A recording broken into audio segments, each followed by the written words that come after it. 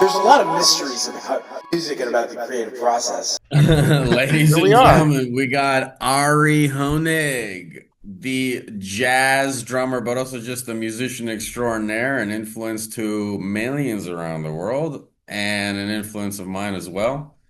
And he's played with so many people. I want Ari to get into the details, and then we can kind of backtrack about Docs and come to Houston. Oh yeah, yeah. We can definitely backtrack, or it's in pretty soon actually. It's February. We're just saying February 4th, and so that's in like less than 6 weeks actually. So you're coming to the Okay. new club in Houston, which is Docs, and we're happy to hear that. I don't think any of us have looked at the actual online schedule yet. Yeah, So that's going to be exciting. yeah, And definitely. who are you bringing to Houston when you play? I'm bringing Tavon Pennicott, tenor, playing tenor. He's gonna do some effects too, I think. Ben Hmm. Tiberio on bass, and that's Hmm. it. We're gonna do trio, and just kind of see what we get into. We're actually doing like a almost exclusively Texas tour, which is kind of who knew that you could do that really. We do have one or two things in Oklahoma at the very beginning, so it's close, but it's almost all Texas, and so that's great. I mean, great that can happen now, because I remember it used to be a really hard time, just to get to any of those cities, Austin, Dallas, certainly Houston, because of there not being enough stuff around it, and then, but it's working pretty well. So maybe it'll be the start of something, pretty nice. And are you guys going to be playing originals written by you, all of the band? What's kind of going to be To the be music really honest aspect? with you, we haven't. It'll be my tunes and some standards probably. We haven't really decided on what we play yet. I mean, I've played extensively with both those guys, so it should be pretty easy to just plug some stuff in. Or I've been writing some new music too. I don't know how much of it is going to be, uh, that appropriate for cordless stuff, but I have to think about it. But I mean, that's always the music. What we're going to play is absolutely the least of my concerns. That is the easiest thing to come together. Hmm. I like that philosophy. I Yeah. yeah, I prescribe to that philosophy. So what kind of music will it be though? You're talking about effects. That's kind of peculiar, maybe. Yeah, well, I mean, again, like I don't really know. It's kind of like saying I'm going to go out to dinner with these friends of mine. What are you going to talk about, and what are the subjects of your conversation? Like I can't really tell you that what's going to happen. If I did, it would make it a lot less fun for me, because I wouldn't be able to discover what happens, right before, and be like fully creative with the band that I'm playing with. But the last time I played with Devon, he had a really nice effects thing with a looper and all this stuff, and we kind of tried it out. We played a gig that was like completely free, like 100% improvised, the last time. So I thought, we might tap into that again. Hmm. But I can't really tell you much more about the music because I just don't know. Fair I enough. think I think that's a cool place to go into it, being Yeah. that. And I'm definitely a big fan of Ben Tiberio as well. I don't know Oh, him cool. personally, but I've watched him play plenty, and I'm Oh, yeah. a big Right. fan of his. So I'm sure that'll be nice. And for the people that don't know you so well, maybe that are just tuning in, I don't know, checking this out for the first time, could you give us a little bit of background about you and maybe just kind of a short synopsis of how you got to where you're going today? Yeah, of course. Happy to do that. So I'm, I guess, primarily known as a jazz drummer. I'm from Philadelphia, originally. Born, raised in Philly, and my parents are classical musicians. So I really grew up around classical music, especially Baroque music, or kind of early classical like Bach, Beethoven, Chopin, that type of thing, Mozart. And then I actually went to college at University of North Texas. I went for 3 years there, and then I moved to New York when I was uh, 21, I guess. And then just started like doing a lot of sessions, playing with people, and I think my move to New York was really more of a desire to learn and just to like to kind of better myself than to like be discovered or something like that, to like make it big or whatever. It was just to learn as much as I could, and that was just the place to be. There was so much going on. So, and I've been in New York since then. I have a lot of different bands. I definitely lead bands often. I lead trios, quartets, sometimes quintets. I even have a big band that we recorded a few years ago. So I like kind of going around to different schools and doing some residencies in schools, doing my big band music. My piano trio is with Gadi Lahavi and Ben Tiberio, and the thing that I'm doing with Tavan, I've played with Tavan for quite a few years, but we haven't done a trio tour before, so this will be the first time that we do that in early February. I do a lot of teaching. I have a Patreon, so I do like a lot of like Patreon videos for that, tutorials not just for drummers but for all musicians about could be about language, rhythm, analyzation of various songs, how to like reasons for playing things while you're improvising, a lot of rhythmic, language and rhythmic ideas, and how to communicate through rhythm, and et cetera, et cetera, et cetera. How to book a tour, could be anything. So I dig doing that. I've been doing Patreon for nearly 6 years. And so this is just a nice way to connect with community that wants to support me, and I support them, and that's kind of how that works. And I also teach at NYU, and privately as well. And I play as a sideman as well. I play with Billy Childs right now, and so we have some touring next year, and yeah, just finished a record. So it's going to come out mid next year, I think, too. And so I guess that's the synopsis. I think I probably have around a dozen albums under my own name. Maybe as many as 15. Uh, but something in there anyway. Some co-led records as well. And I do compose. I write my own music. I play piano, so I write mostly on piano. Um, yeah. What did I miss? Yeah, that's most of it. Busy I guy. want to I want to rewind time and go to UNT because I also went Oh, to okay. UNT for Yeah. grad school. And in my year when I started, probably the most memorable class I would say, and I'm not a big school guy. I always say this because I want to be forthright in my recounting and my explanation of this. I'm not a school guy.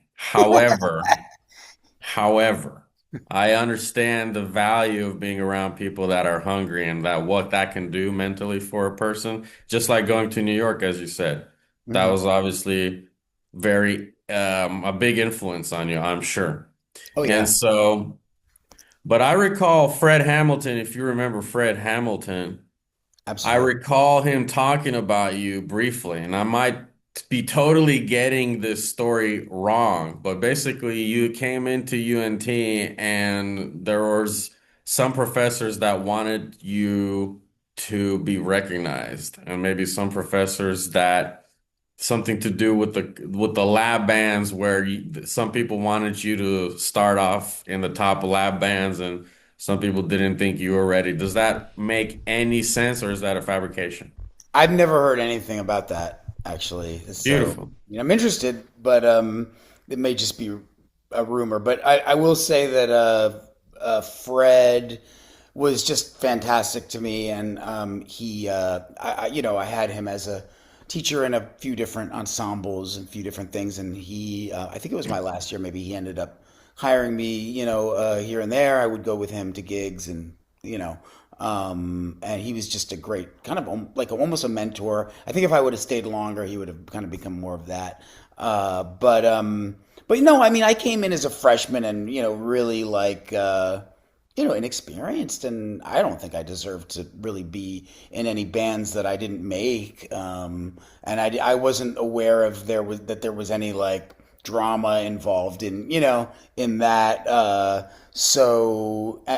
was pretty content with how I was appreciated and treated, and definitely content with what I got out of school, both from like the perspective of the teachers and the classes, and then what you said, which is just surrounding yourself with a whole bunch of people that are hungry and learning, and then I just tried to learn from every single one of them, and it was an amazing experience for me. I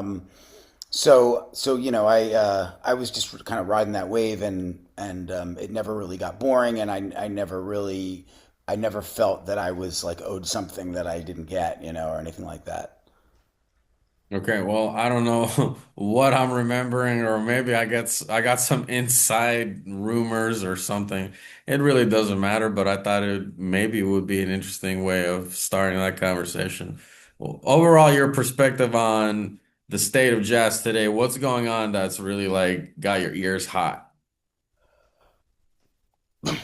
I mean, it's kind of cool because this art form is just so quick to change, malleable, and so many interesting things happening that are very, very new.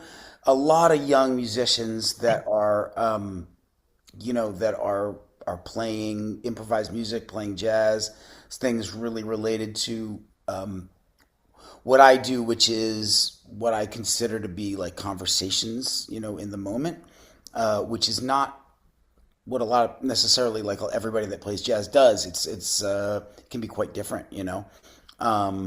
And so I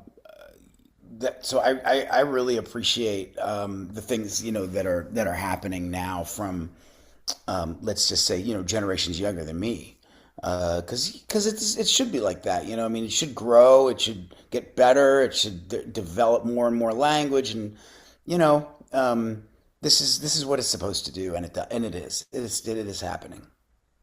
Who's right now, if you were to kind of put on your whatever you listen to music on, what's something that you're listening to? And it doesn't have to be jazz if it's not. Very curious what might be going through your ears right now. Yeah, I mean, there's always quite a vast kind of variety of things, but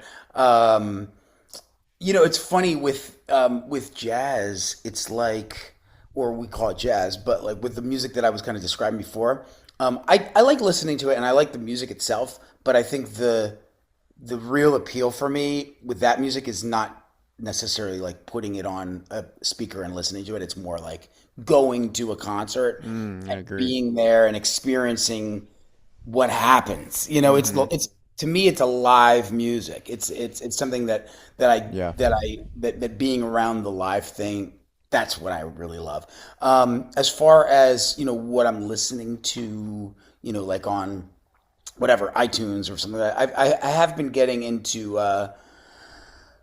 Georgian choral music lately, Like, from a couple of well, several trips that I went there to perform with the choir, and also just kind of collaborate with, and then just starting to kind of get into the history of it, and so that's kind of been going around. So I mean, just to answer your question, it could be obviously very many things, but I've also been kind of enjoying like taking a little bit of a trip down memory lane with like some of my cassette tapes, and um, uh, playing them for my daughter, who is all of a sudden really interested in rock drums. mm, So like introducing her to Led Zeppelin, mm.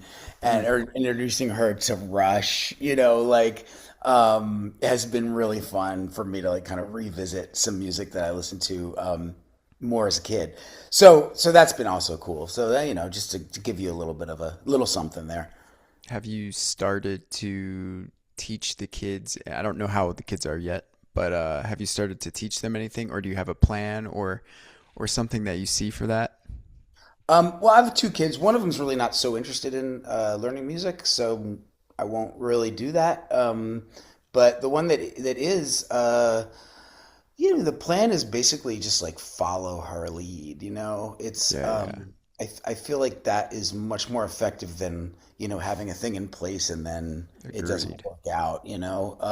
So yeah, I mean, if she's interested, she's actually usually very interested to learn stuff. So, but not to overdo it or force it or anything. You know what I mean? Like that's because I think that'll like stifle the desire. So I guess the plan is not necessarily to have a plan, but just to kind of like offer my little bits of advice where I can fit them in, but not try to necessarily make it too structured unless that's what she wanted. Hmm. I don't know. I have a really deep question. I don't know if we're there yet, but Oh it yeah. just Well, popped in, so Throw let's it go in. for it. yeah. Go in. When I asked this question, I have to admit that I personally thought about it for a long time, but what about you guys? What is your raison d'etre or even reason to do music on a gut level? Or is it a thing where it's just a joy and you're running with a joy?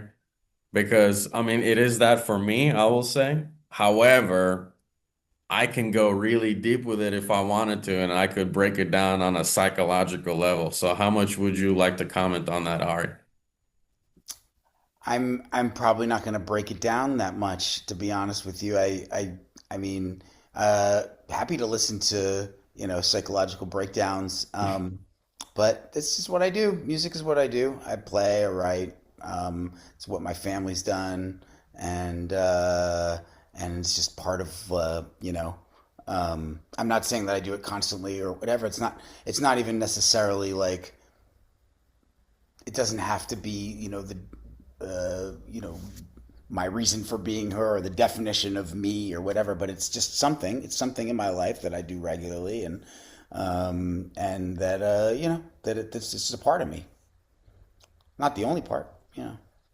um, but I would say that there is music can be a lot of different things for different people, and it can be more than one art form too, right? It can be like a compositional art form for a lot of people, a theoretical art form, right? Because there's a lot of music theory, right? But it could also be a communication art. It can be very much like a language and the way that we talk to each other too. And to me, like that, like the communication part of it is the part that I thrive in. The part that I really want to be I want to be part of that part of it. The other part of it is not that compelling for me, really. The compositional part. I mean, it's interesting, and I've developed my technique as a drummer, and even like some on some other instruments, and definitely have some theoretical knowledge, and and some historical knowledge. I wouldn't claim to be extremely knowledgeable, but I definitely I've been around. But nothing really compares to this idea of like just being inside the music, having a conversation with anyone, even if it's somebody that's like not very good, or not very strong what they're doing. It could be a young kid. It's like you having a conversation with a child. Like let's say you're having a conversation with a 3-year old. Maybe they're not speaking that well or that clear. They don't know that many words, but that's okay. You dig it, right? It's like Hmm. cool. Maybe they're going to understand more or more words after your conversation. That's great. That's something to be said for that. So that's my point is like for me it doesn't have to be playing with all the best people all the time, that understand where I'm going, or it's just the act of communicating inside music. And honestly, for me, it's like inside time is a lot of where I get my ideas and my development, and form. And so that's just a thing that I really love to do. I like what you were saying about the sort of having a conversation with a child. I think obviously all of us have used the metaphor just from being in the world that the music or jazz, whatever music you're playing, is a language, but especially jazz, and likening uh, certain conversations to certain age ranges and say, well, maybe you're having a conversation with a 4 year old. And I was thinking about how I talk to a 4 year old or a 5 year old, and it's kind of clear and fun and simplified, but we can still have a conversation. And it made me think too that you're absolutely right. It doesn't necessarily have to be somebody who's the most technically proficient and can play anything and everything, but also the the uh the idea, like, if there is the energy there, because sometimes you could play with somebody who's wickedly insane, but maybe they're a little checked out or something like that mentally, and they're not giving that full energy to whatever's going on.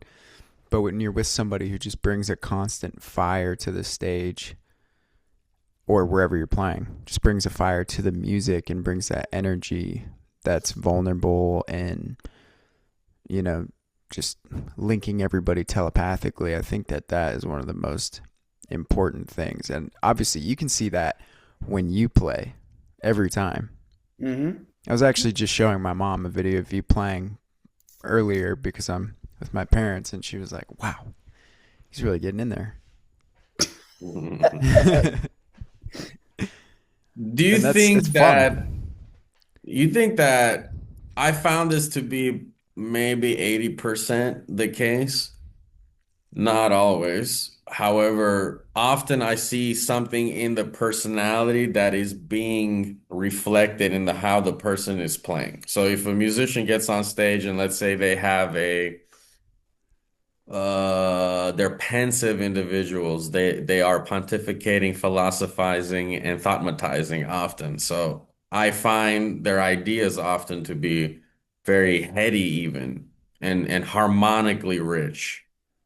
And then often I will see people that are maybe a little crass, a little crude, a little rough around the edges, but otherwise very confident and individualistic. I hear that too. So does that make any sense, or is that a hoopla theory? Yeah, no, I mean, absolutely. People, I think that when you're given the opportunity to create, using an instrument, then and then what I mean by create, I mean really create, right? Not like play this piece from beginning to end. It's written for you and you can memorize it. Like I'm talking about create something. Then yeah, your actual personality, to let's say an extent, will definitely come out. Uh, and also as well as how you happen to be feeling that day, and um, your relationship with the other people that you're playing with, and your relationship with the instrument, it could be, or the day itself, whatever's happening to you that day. So there's definitely other things that are coming out, but your personality is, yeah, your actual personality is definitely a part of that. I mean, sure. What do you think about spiritually? Like, where do you put your spirit when you're playing music? How has music affected your spirituality? And then I'm just gonna keep that going. Hit me with some spirituality of some sort. I don't necessarily mean religiousness. I just mean ambiguously spirituality. Yeah. So what I would say is, I'm not only not a religious person, but I'm really not spiritual at all. So which basically for me means that I'm very practical in the way that I think. Mm-hmm. And I'm very kind of concrete, down to earth. So I like there to be really like actual concrete answers to things. I've definitely heard a lot of people give lectures, could be clinics, could be things that are about things that are a little bit hard to, let's say, understand, which is cool because there are many, many things that we do not understand. And but the thing about things that we don't understand is like I'm not going to pretend that I understand them. So I'm not going to tell you like, oh, this is what, you know. So if I'm talking about spiritual things are things that I don't understand. So how could I actually talk to you about things that I don't understand and pretend to understand them? So that's Mm. why I say I'm not spiritual because I don't. But I will say that there are definitely things I don't understand out there, 100%, and respect. Like I respect them, but I don't understand them, and I'm not going to tell other people that I do. Let me put it to you this way, too, because I totally get that, and I actually agree with that. When you play the drums, you there is spirit in your playing so clearly. Actually, I think that's one of the things that makes you such a distinct drummer. Just when you watch you play, when you listen to you, you're like, sheesh, there's like something going on in there. So spirit might not even necessarily be related to metaphysical, um, religion, anything like that, but it's definitely I'm Like using it in soul, kind of, right? Like what soul. people would say, Yeah, like kind of soul, like getting that. And feeling, and that are happening while you play. for you, you can viscerally see it and feel it when you're playing, which is a beautiful thing. Where is that coming from for you? Why do you think that you have such a fire built into you?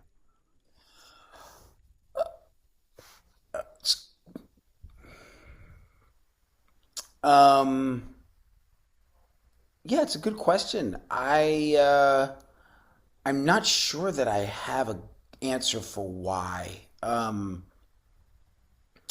I will say that I care. Mm, mm, I that's and big. I have a certain respect for. I mean, I describe it as the art form often, but you know, I'm not even sure if it's that at the end of the day, as much as like the respect for the people that I'm making music with, let's say. Mm-hmm. Um, in that the same way, like if you were, let's say you were doing let's say, you know, Chad, you and Armov, right? I'm saying, Yes. like you guys have been a team, you know, for a certain amount of time, right? Like, so Mm-hmm. let's say, like, you know, you show up one day to do an interview and you're like, you don't really care, right?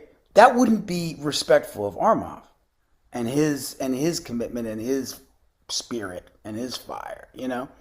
So out of your like, let's say I don't know. I'm just taking me as an example. Let's say Armov was like, "Oh, let's get Ari Hoenig on the thing," and Chad, you were like, "Who?" Like, I don't really want to get, you know, I don't, but fine, okay, fair enough, right? That's your team. But out of respect for Armov, you're like, "I'm gonna make this happen. I'm gonna, you know, do my homework. I'm gonna listen to Ari play."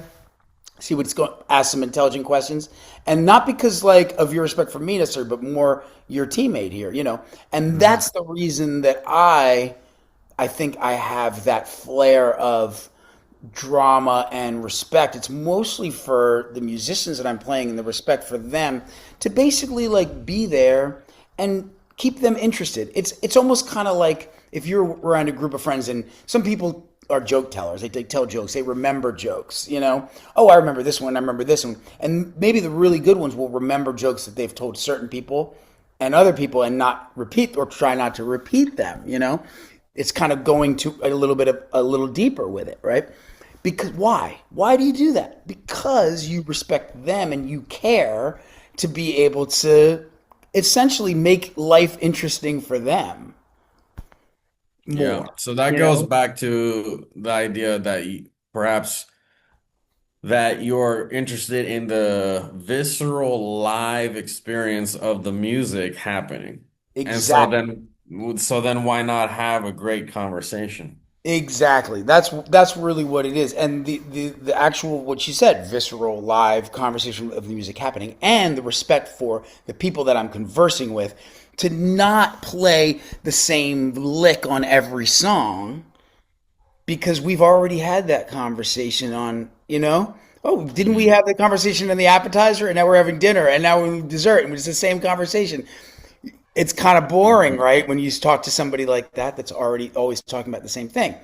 Um, Yeah. And yeah, actually, the other day, I kind of went brutal on a student, and I said, if you ever talked like the way you play at somebody, you'd look crazy.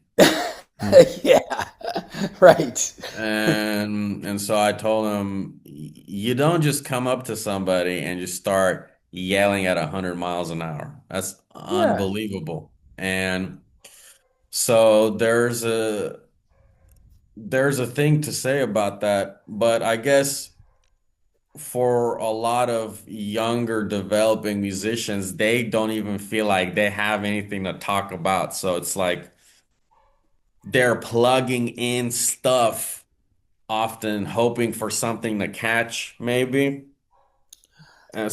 What Well, do you think? it's good to experiment. I mean, I do feel like that I'm kind of inherently like a performer. Like I kind of always was into performing, even as a kid, even when it wasn't music. So I don't know, doing a play, acting, or I mean, I'm a terrible dancer, but let's say it was, you could perform that way too. There's a lot of different ways that you can perform. Well, what is your goal? Well, to entertain and liven up the whoever's watching you, really, right? Listening to you. And so that just carries over to music. It's a part of who I am without the necessarily being a musician specifically. It's just the performer aspect of it. And why do performers do that? Like, I think it's probably due to, like, they want the audience to enjoy themselves. They have a respect for them and their time and their attention somehow, right? Something like that. I completely agree with that. So that kind of makes me think that you're on the notion that when you're playing music, because I feel like there is kind of sometimes you hear this diametrically opposed these notions where it's like, are you playing for like the music? Are you playing, which is kind of you or the people up there, or are you playing for the audience, or are you playing for a mixture of both?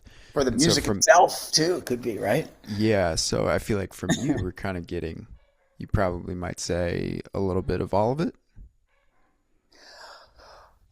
Yeah, I think so. I think it could also, not necessarily be one ratio all the time. Hmm. It can Yeah, yeah, change, yeah. that ratio can change. But all those things to me are important. And so, how important at any given time, yeah, it can change. Because like when you come to Docs in Houston, you're it's clearly a venue, a supper club venue with a bunch of people in the audience. So you're gonna be doing what you want to do, what you love for the sake of the music. But I'm assuming you also have in the back of your mind, I still want to give these people a nice show, a good experience, I should say. Absolutely. I mean, yeah, I would like people that are listening to me. I would like as much as possible to invite them into the show, like to have them to be a part of it in some way. Um, Whether it's like for them clapping after solo or um, tapping their feet or like just somehow including them in the what's going on. That music should be inclusive. That's how I want to be when I listen to a band. I do feel like that anyway. That's why I listen to live music. But I certainly don't want to exclude. That's not my intention.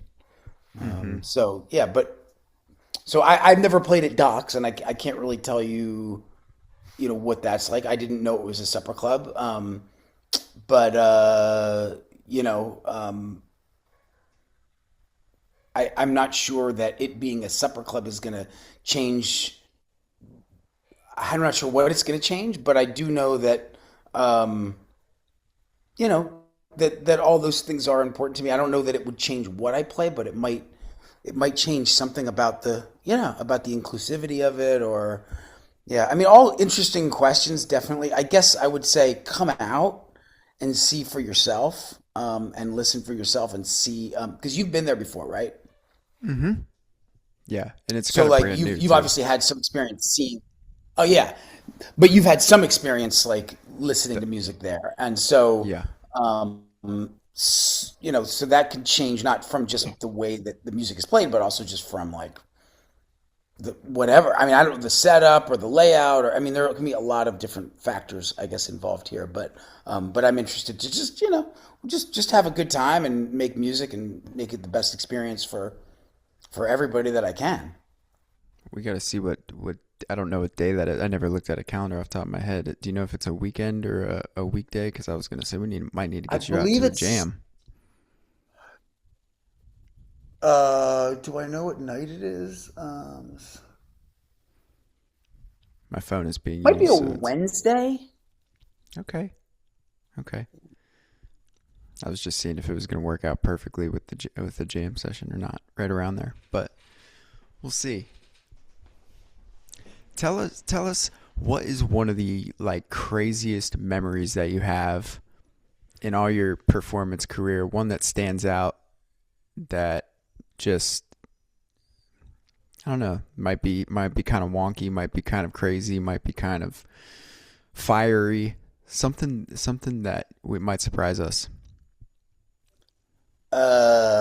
Right. Um, Performance memories. Yeah. Oh wow, there's a lot of things that I don't necessarily have all these things in the front of my memory, but I mean, like for example, one thing could do something like forgetting a snare drum, going to a gig, like forgetting cymbals or a snare drum and having to make do with something like that without I remember playing like a what was it? It was like a beer. Vat or something like that as a snare drum one time. Or oh, there was a good experience I had in Sicily where I used to do a lot of like playing melodies on with my elbow to make the drums tighten up the head, so make pitches. Mm-hmm. I don't know if you've seen me do that, but I it was have. a big thing like that I did. I don't do it all. I don't do it as often anymore. I'd still do it sometimes, but I did it to the point where I was improvising, but also learning a lot of songs and learn bebop songs, and I could play simple melodies like without ever playing them before if I know the songs and if I've played them on piano, I know what they are. So I was doing this gig in Sicily with my trio. This is probably like 15 years ago, and we were up there on the stage, and I was taking a drum solo, and I was very happy to be in Sicily. But I started quoting like that song from Godfather, like,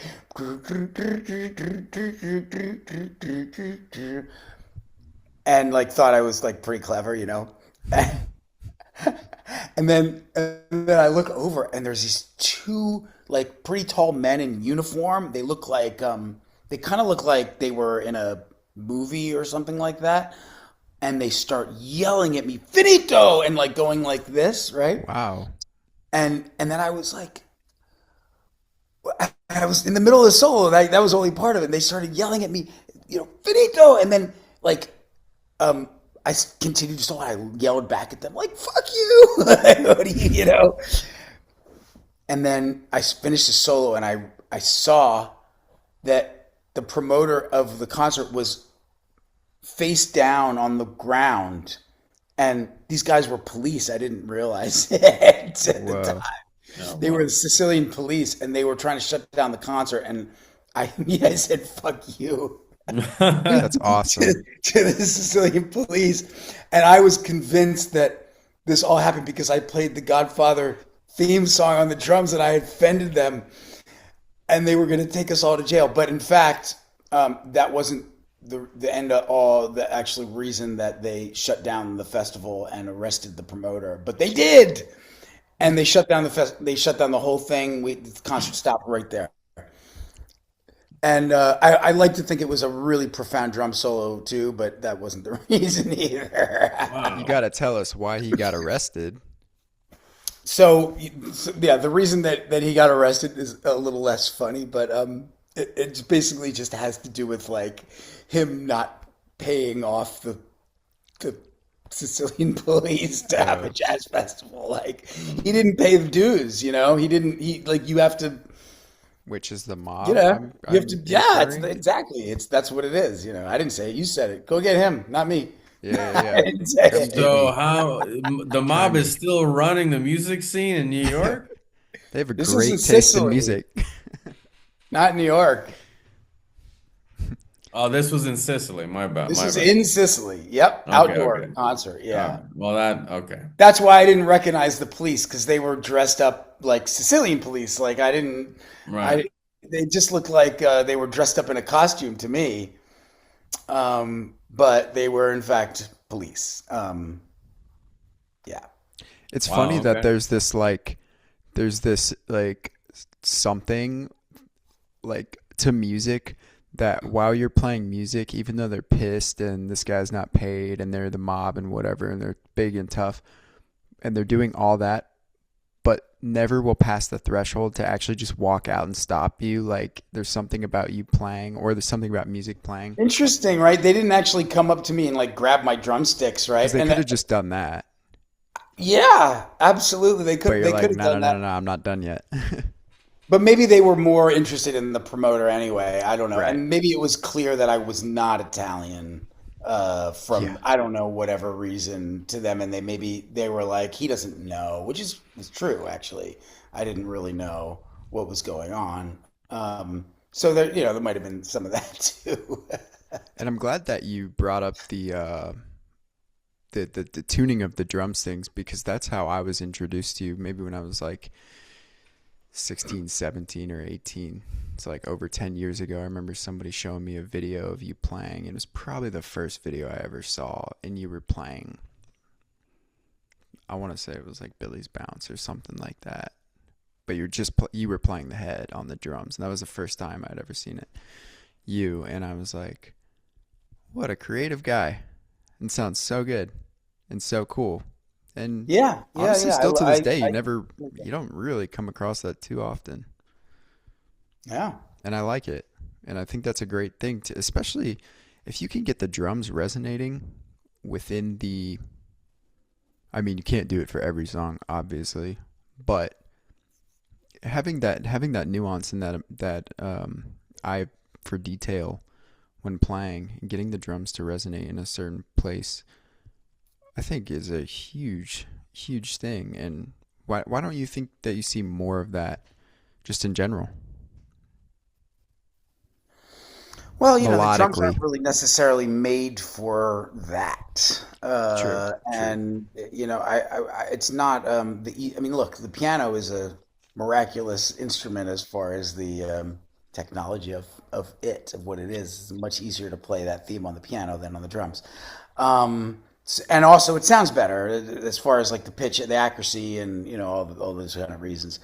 For me, I'm a drummer, so you know, my goal is really I mean, my duty is to play what I hear. If I hear something in my head, I want to play it. So sometimes that would involve playing a melody, and I do hear the melodies very strongly in my head.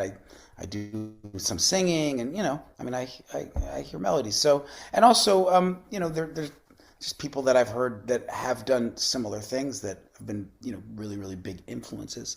Um, and so yeah, so I really wanted to do that. One is you know, drummer that I heard in Texas when I was at North Texas, Earl Harvin, who lived you know in Dallas for a number of years. Anyway, like you know, giving me kind of the ideas and and just also the you know the support that oh it's possible to do that, and maybe it's possible to you know to get to even go farther with it. So, you know, why don't we hear more people do it? I mean, I'm not really that upset that we don't. I'm You not either. know, I don't know. I mean, I feel like you know, my job too as an artist is to look for ways that paths that people haven't explored and see what's there sometimes more, you know, the road less taken. I mean, that's just kind of like a little bit of our duty, I think, of in art form to to try to bring what we can to the table that is unique and hasn't been done before. Not to say that you want to do everything that hasn't been done before. It's not at all that, but I'm just saying, like, you know, be yourself and embrace the individual qualities of your thinking and who you are and the creative possibilities of who you are as well, because everybody has creative thoughts and thinking. So I mean, this is not, I'm not discouraging people from doing, but I've had students that I've really specifically taught my technique to, as far as playing melodies, and they do it better than I do. It doesn't necessarily mean that they do it all the time on every Hmm. song, but they've gotten to a point where I think they do it at least as well as I do. Um, so I think that's already great.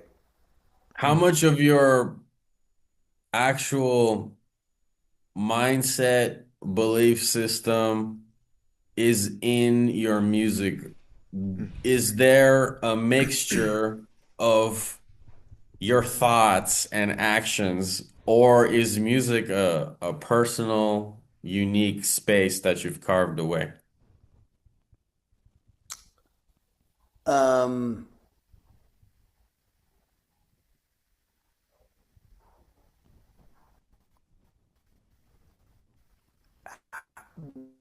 if my personal belief is part of it, in the way that you just said, become part of the music, yes.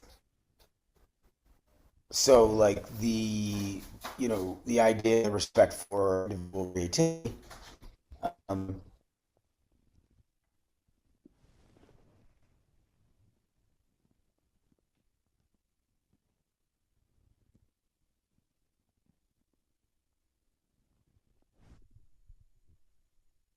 and about also what I think is important about not just music but art in general.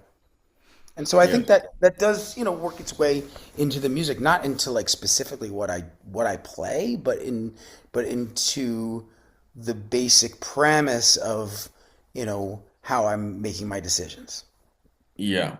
The reason I asked that question, because I found that depending on the individual, like what you are saying to me now, it is in parallel with what you had said about 20 minutes ago, which is that you're a pragmatic individual and that you don't claim to have explanations for things that you don't understand and things of that nature. And so, I whereas, for understand example, if creativity though. I understand the process of being creative and searching and doing things different. That's something right. that's pretty, yeah, that's like I would say quite pragmatic, at least in my mind. Are you saying the process of creativity is pragmatic, or can you expound on that a little bit? Yeah, sure. Uh, I would say that. Um, I mean, it's having the idea that being creative, creating yourself is a value and that should be followed in art. Um, and then the follow through to recognize where your ideas are coming from, and if they're coming from somewhere a teacher told you, or a show that you just saw and you're copying it, or the difference between that and maybe copying something but then taking it farther and developing your own ideas. I think it's pretty clear, like where your if you know where your ideas are coming from, then then you know there's pragmatic thought behind that. And so yeah, absolutely, creativity and spirituality are, to me, nothing to do with each other. Like, Hmm. like creativity is a very down to earth concept, and just it I could talk about that for a while, and why you make certain decisions and why not. And yeah.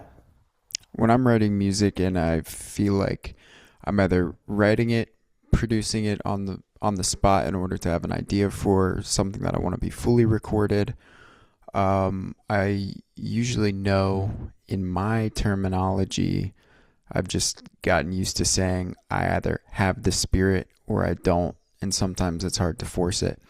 And so that's the phrase that I use, whether or not that's accurate.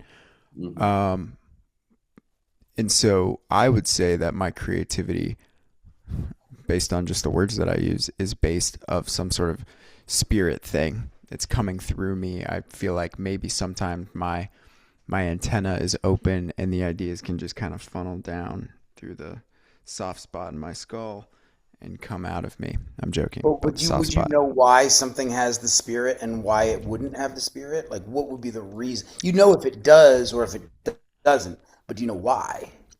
I would say firstly it's me that is allowing it or not in the right mindset to do it.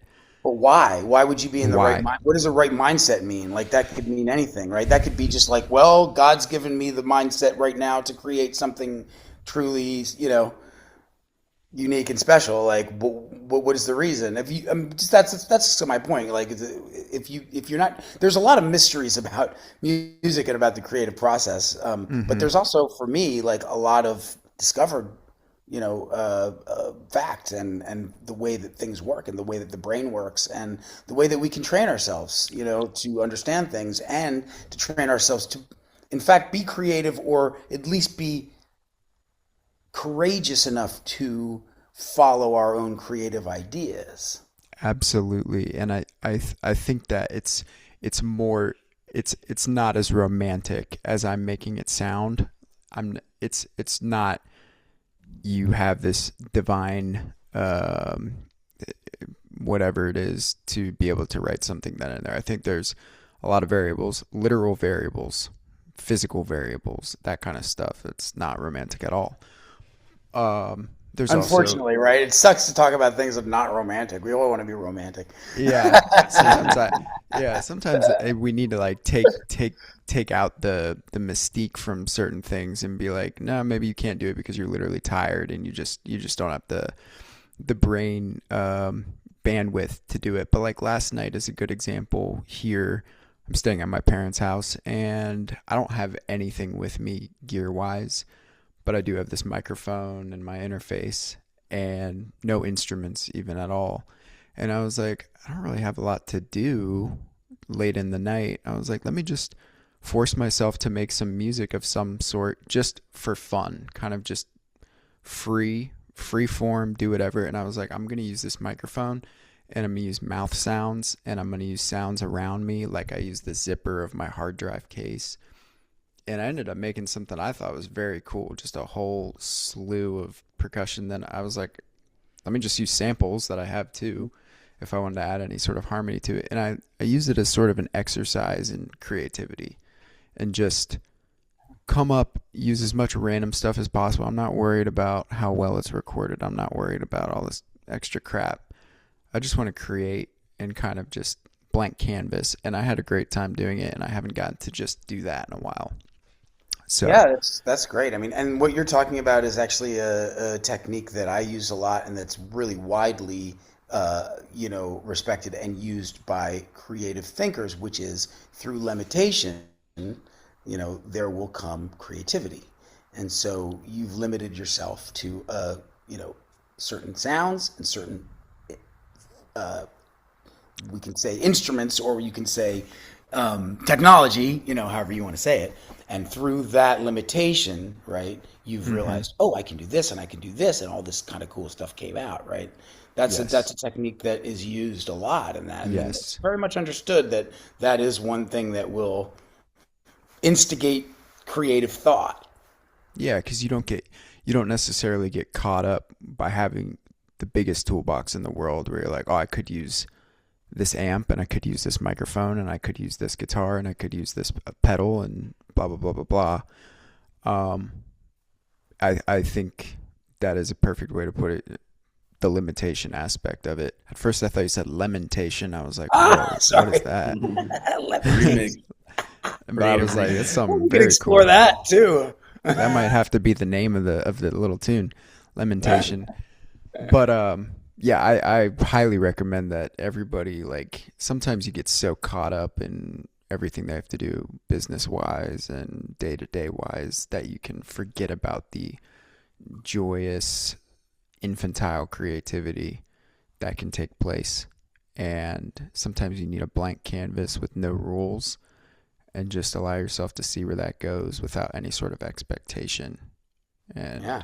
And that was a A lot great was just reminder. said in a few minutes here, and I have ideas percolating, and some may turn into questions, but we're I talking about limitation, and Yeah. I had just had a whole conversation with my friend on a podcast about limitation, or even taking an idea. Like I just said, taking an idea, taking an idea, taking an idea, taking an idea. Okay, so now I have a tune. Yeah, So, yeah, yeah. and that could be an example of limitation. And Hmm. so to say that one is limited creatively is kind of facetious because it's impossible. However, to say that I can, as an individual, reduce everything down to its core elements, I would say that for me, that's arrogant because I can't even see what's going on in this universe. No, no, of course not. Have a You don't know sliver of everything. a sight. Yeah. And so to for me to break down reality or try to do so on a super fundamental level would really beg the question of how my senses are even working for that to happen. So, I but hope it it's will. interesting because I can have a conversation, let's say we chatted with Kurt, and we didn't even talk about music with Kurt. We basically talked about the Kabbalah, the tree of life, and a synchronistic experience he had with a friend when right before his career kind of took off. So, what does that even mean? People's realities can differ so intensely. But then I'm thinking also, is that because somebody's wrong and somebody's right? Or is it because we've tapped in individually to a bandwidth of this reality that may differ, but it's still in this same system? So we're sharing this and kind of just seeing a different perspective through our own brains and lenses. Am I making sense right now? I'm a little bit ranting. Yeah, absolutely. Yeah. 100%. 100%. Yeah. Yeah. Chad, what do you got to say about that? Yeah, I mean, I think that's another part of it where nobody is experiencing the exact same reality, and but people are having related experiences, like a synchronistic experience. And actually, it reminds me of like the when we had Mike Moreno on the podcast a couple weeks ago, and he was talking about this crazy synchronicity about getting a text about some recording and Sting and the woman. I can't repeat it. I don't want to get it wrong, but it was Joe something like, Laurie, Joe Laurie, Oh, background, great vocalist, also background vocalist for Sting, but she's done some more more featured work with Sting as well. And she had a random gig with Mike at a pizza spot. He had just come back from recording an arrangement. If I had to guess, it was of that tune Soul Cake. It's an old Christmas, like Soul not even Cake. Christmas. It's a uh man, don't quote me on this. I want to say it's a folk Christmas Irish folk tune, okay? uh, Called Soul Cake, which has a very kind of that area of the world feeling and vibe and sound to it. And he had gone back from trying to arrange that, and he's telling her the story at the gig, and she's like, "My God, that would kill to play with Sting." And then that night, she gets the audition with Sting, and then she's in his band for like 10 years. Right. yes. Yep. I know Joe and I know Mike real well, and I'm familiar with that story as well. Mm. Yeah. So, Have is have that synchronicity, or is that they're in New York and Sting's trying to find some people? And I don't know. Yep, definitely. Well, yeah, there's for sure, lots of things in the air that, I don't think any of us understand. And if we did understand everything, well, I might be a bit bored, right? I mean, what would Ari, tell Absolutely. us the answer to everything. Why can't you do what would it? what would we have to discover at that point? Like, but I like trying to discover things that I don't understand, and the process of, just trying to understand how my brain works and other people's too. Actually, being a dad has taught me so much about that, like Mm. that I would never ever have. Uh, I mean, it's actually changed my mind about things that I thought I understood that I realized I didn't, Mm, and again, this is just about things of the way that we process information, the way that we think, Mm. and the way that we learn. And like, actually, being a dad has just showed me a lot of things that I was completely wrong about. So yeah, it's all just a discovery, isn't it? And yeah, so it sucks, but yeah, I guess we all know that. Like, we at the end of the day, we know nothing, Jon Snow. yeah.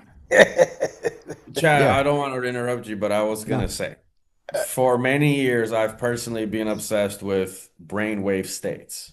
Oh, whoa, Okay, so we're yeah. talking about beta, alpha, theta mainly, and what goes on during these brainwave states. But as I continued down that path, I started to run into, ironically, esoteric texts, which also speak of the mind.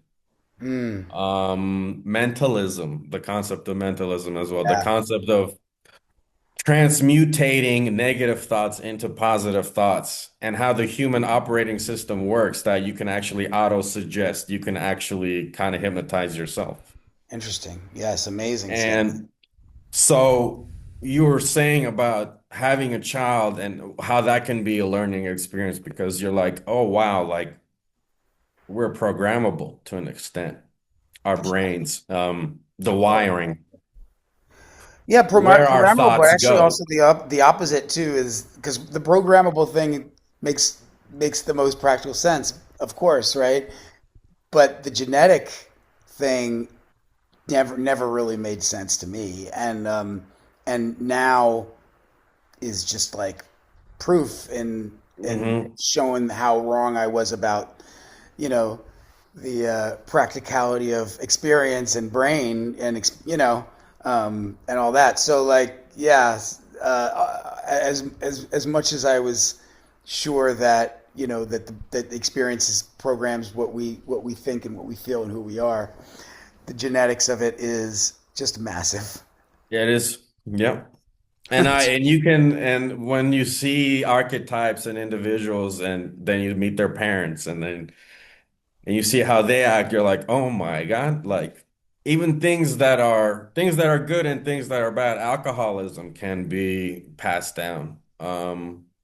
I have Yeah, but found. even the things that you don't see in parents and to kids, it still could still be genetics, and you would never know because they're nothing like they're their own completely own. You see it honestly more, I think, in siblings than parents to kids because siblings are when they're exact same mother, same father, right? You have the same genetics, but totally different genetics too. Exactly.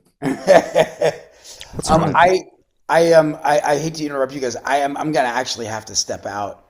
No worries. Um, That's it perfect because we were going to say that it's actually coming up on an hour. So, or it's been an hour. So we are happily this satiated and so grateful you came.